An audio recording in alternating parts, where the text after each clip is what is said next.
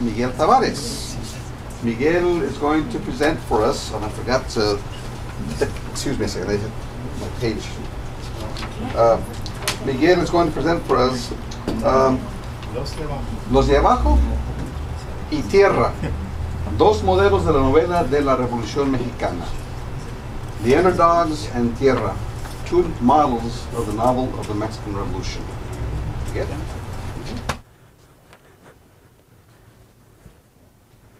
¿Listos?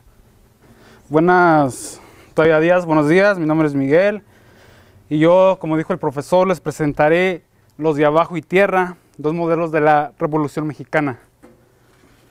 Bueno, para este trabajo investigativo nos enfocaremos en las características de la novela revolucionaria mexicana, un evento histórico que ocurrió entre los años 1910 a 1920. Nos enfocaremos en las novelas de una de las novelas de Mariano Azuela, que trata de la revolución desde una perspectiva de los de abajo, o sea, la gente marginada de México. También vemos Tierra, la revolución agraria de México, de Gregorio López y Fuentes, novela en cual vemos cómo la revolución agraria juega un papel importante dentro de la revolución, en la vida de los que luchan por el cambio. En estas novelas discutiremos cómo se manifiestan como novelas revolucionarias. Bueno, primero vamos a ver el porqué de la revolución. La revolución aspira a la transformación de sistemas políticos, sociológicos y económicos del país de México. Para lograr el logro, el principio fue la no reelección. Esto garantizaba a la sociedad mexicana la democracia, el pan, la tierra, justicia, libertad para los desposeídos. Estos son los principales líderes de la revolución. Porfirio Díaz, Francisco I. Madero, Victoriano Huerta, Venustiano Carranza y Obregón. Bueno, este complejo hecho de la revolución, conmovedor, épico, trágico, con sus grandes heroísmos y traiciones, violencia, lucha y sangre, produjo cambios radicales en la sociedad mexicana, desde la estructura política hasta el arte, pasando por lo social y lo económico. Bueno, la revolución estalla cuando la población del pueblo reclama un cambio. Quería acabar con el estado de servidumbre que había vivido durante la dictadura de Porfirio Díaz. Esta dictadura duró más de 30 años y, como vemos, los científicos eran los que apoyaban a este movimiento. Era la gente rica de México. Y mientras ellos iban creciendo, la gente marginada iba todavía bajando socialmente y económicamente. Bueno, hubo 3 etapas en la revolución. El momento de la preparación, que cubre un largo lapso de tiempo y que está ya en los últimos días del porfiriismo. La etapa bélica, con la amplia rivalidad entre los caudillos por el poder de México y la revolución en el poder. La revolución no se produjo de momento, sino que fue gestado en el conjuro de injusticias y abusos con las grandes masas del pueblo. Y como mencioné este movimiento empieza en 1910 con Francisco I. Madero. Él era un hombre, podemos decir, rico, pero a la misma vez se daba cuenta de que el país iba en un mal momento porque él sabía que no iba a cambiar nada. Así que él lo que hizo fue la no reelección. Con esto México aseguraría que ya nunca habría ninguna dictadura. Y también los lemas fueron la reforma agraria y el sufragio efectivo, que fue darle el voto a la población mexicana. Bueno, Madero es asesinado, y eso cuando vemos el personaje de Huerta. Huerta toma el poder por la fuerza y empieza podríamos decir que una pequeña dictadura, porque no duró mucho tiempo. Él prohíbe la libertad de la prensa y la persecución de los movimientos obreros. y él también como Díaz era apoyado por la clase rica de México. Después de esto llega Venustiano Carranza con su plan de Guadalupe. Él quería restaurar la Constitución de 1857 y la eliminación de Huerta. Y por último, en el periodo vemos a Álvaro Obregón. Él busca la alianza con los campesinos. Hace el plan de Agua Prieta, que sirve para restaurar una reforma agraria. Lo más importante que sucedió en esta época fue el desarrollo educativo de México. Él hizo escuelas en los pueblos rurales y así México alcanzó una estabilidad durante su gobierno. Y durante esta etapa vemos movimientos revolucionarios. Por aquel lado vemos lo que se consideran zapatistas y por este lado son villistas. Aquel lado es la división del sur y por este el norte. Bueno, la novela de la Revolución refleja cambios políticos, económicos y sociales radicales que en los 10 años se produjo durante la Revolución. Los hechos de la Revolución, las hazañas de los héroes, dirigentes y simples participantes, la rivalidad entre los caudillos y la presencia del poder, los cambios sustanciales que el evento trajo en todas las órdenes. Bueno, ideas revolucionarias y sociales que en ella se agitaron, ofreciendo un magnífico material inédito para los escritores de la época, nunca antes visto, y lo supieron aprovechar. Muchos de los escritores que hablan de este género usan sus propias experiencias para escribir sus temas.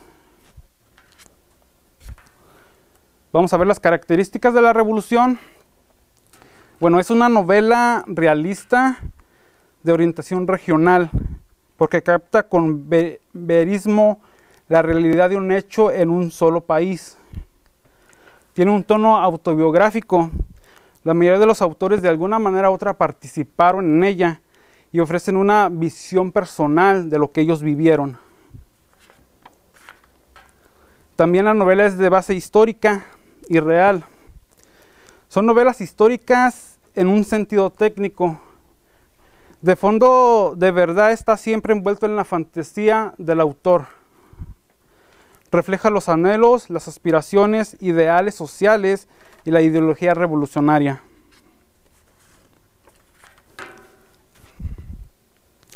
Es una novela de aliento épico, presenta un pueblo luchando por su libertad y bienestar. El conjunto de estas novelas constituyen como una epopeya nacional. También vemos cómo este género influenció a muralistas de la época. Cuadros y visiones de esta novela fueron pintadas. Un ejemplo son Diego Rivera, David Alfaro Siqueiros y José Clemente Orozco.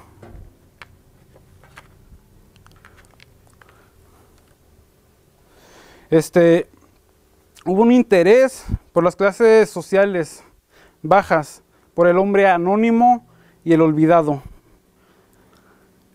La novela de la Revolución Mexicana ha tenido una amplia repercusión universal, no solo por su estilo, sino por la preocupación social y por presentar una lucha abierta de todo un pueblo contra la injusticia y la explotación en busca de pan, tierra y libertad. Y para esto vemos uno de los grandes exponentes llamado Mariano Azuela. Él fue el primer exponente que usó este tipo de novela. Él nació en Lagos de Moreno, Jalisco. Estudió en el Liceo de Varones de Guadalajara, donde se graduó en médico. En 1911 se une al movimiento revolucionario.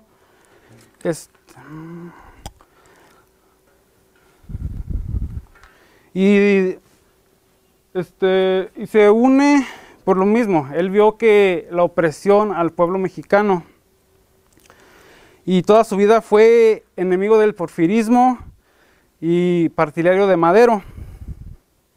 Y en 1915 se une físicamente a la batalla cuando se integra a las filas de Francisco Villa.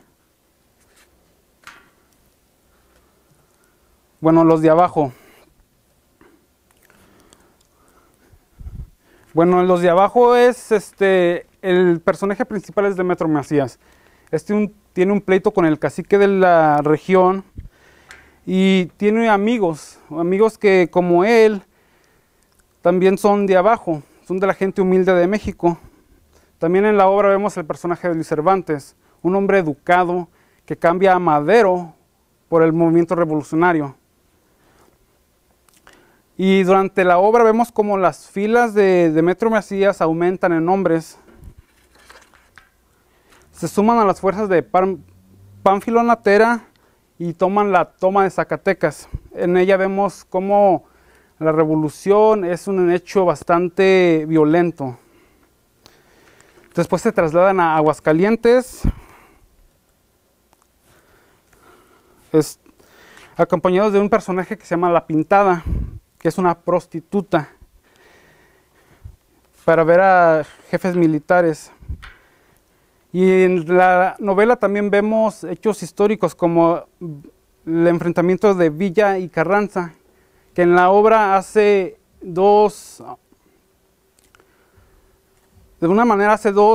tienen que escoger entre, por un lado el maderismo y por otro lado el villismo, y lo que hace Demetrio Macías es que se va con Villa.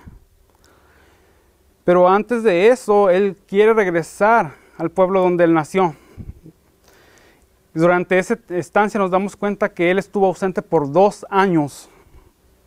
Su esposa, ya envejecida por la revolución, le reclama que cuándo va a dejar de pelear. Y él le dice que eso es un movimiento que es como una piedra que baja por una montaña. La piedra siempre va a rodar, así que el movimiento él siempre va a estar peleando. Y por último, la obra termina en el mismo lugar que empezó. Ahora Demetrio Macías es emboscado ahora por los federales. Y al principio él emboscó a los federales y muere ahí. Muere viendo el tiro de su rifle. Quedó viendo hacia el cañón de donde empezó y con su rifle al lado.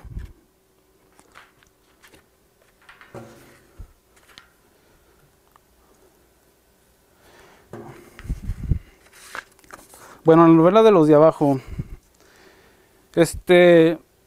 vemos el partido de Villa, que es los villistas en esta historia.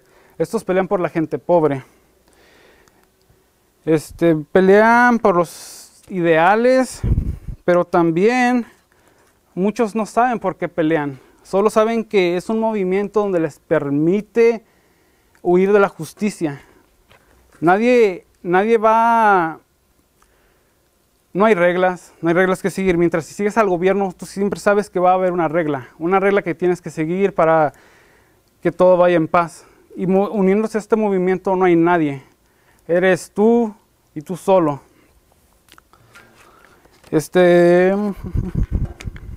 Bueno, vemos el personaje de Demetrio Macías, un hombre que empieza no sabe por qué empieza, y a la mitad de la obra vemos por qué pelea. Y al último él se da cuenta que pelea por un ideal que era la opresión que de alguna manera el gobierno hacía hacia ellos. Y para esto, una reflexión de la revolución es esta. Es de Alberto Solís, y nos dice cómo él la revoluciona a través de sus ojos. Y nos dice que la revolución es algo que nunca acaba, es un caos. Y si no te haces como ellos, tienes que dejarlo ir, porque al último no vas a ganar nada. Vemos el personaje de Luis Cervantes, que de la misma manera, él sabe, es un hombre educado, él fue a la escuela y sabe que de la revolución nada va a ganar, al menos que se vaya con las fuerzas del movimiento. De esta manera él sabía que iba a haber saqueos, Una de las cosas que hubo en la novela fue eso. Y de esta forma él hace su futuro. Pues al último vemos que él se lleva una gran cantidad de joyas de los saqueos. Y por otra novela es de Gregorio López y Fuentes.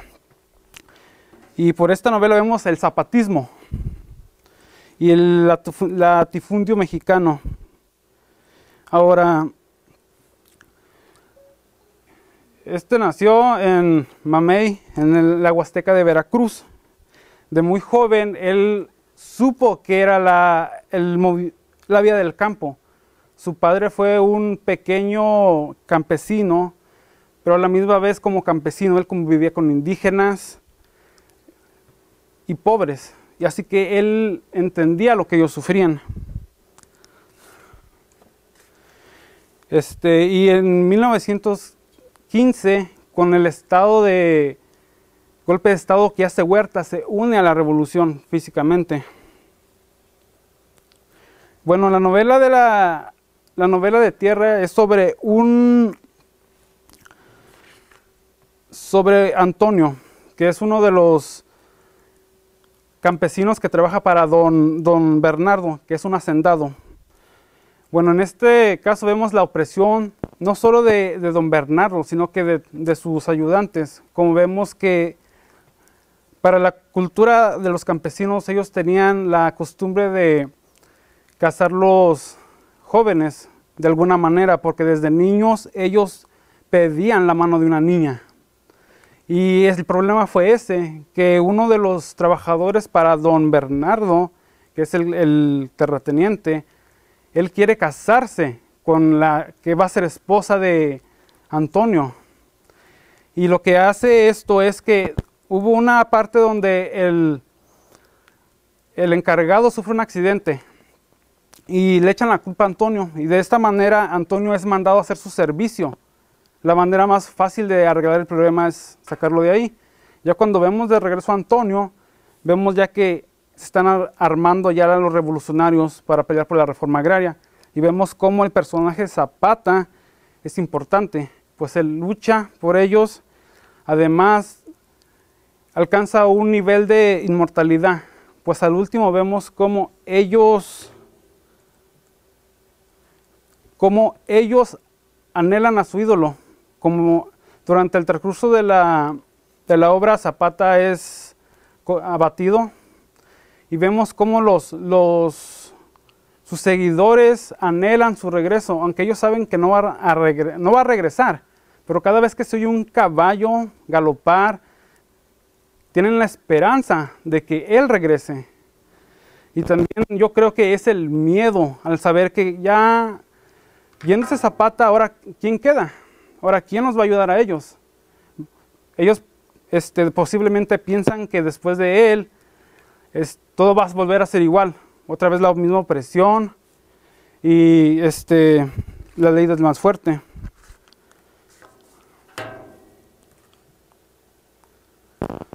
Y ya es todo lo que tengo ahorita, porque creo que se me va a acabar el tiempo.